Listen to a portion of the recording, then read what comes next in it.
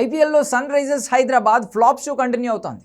వరుస పరాజయాలతో సతమతమవుతున్న జట్టు హోమ్ గ్రౌండ్లో ముంబై ఇండియన్స్ చేతిలో చిత్తుగా ఓడిపోయింది. అయితే ఈ మ్యాచ్లో ఇషాన్ కిషాన్ అవుట్ తీవ్ర దుమారం రేపింది.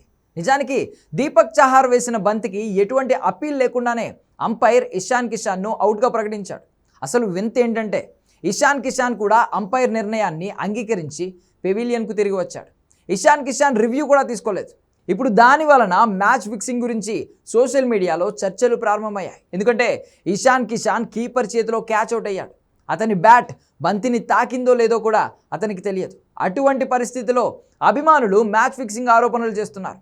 దీనికి సంబంధించి వీడియో కూడా వైరల్ అవుతోంది. ఈ మ్యాచ్లో ఇషాన్ కిషాన్ ముంబై తరపున ఆడుతున్నాడా అనే ప్రశ్న కూడా వచ్చింది. అలాగే ఇషాన్ కిషాన్ మ్యాచ్ ఫిక్సింగ్ చేశాడని నెటిజన్లు ఆరోపిస్తున్నారు. 5 సార్లు ఛాంపియన్ జట్టు అయిన ముంబై ఇండియన్స్ జట్టుతో తన ఐపీఎల్ కెరియర్ను ప్రారంభించిన ఇషాన్ కిషాన్ ఇంకా ముంబై తరపునే ఆడుతున్నాడా అని అతన్ని ట్రోల్ చేస్తున్నారు. ఇషాన్ కిషాన్ రివ్యూ తీసుకోకుండానే పెవిలియన్ వైపు నడుచుకుంటూ వెళ్ళిపోవడంపై సన్ రైజర్స్ ఫ్యాన్స్ సీరియస్ అవుతున్నారు.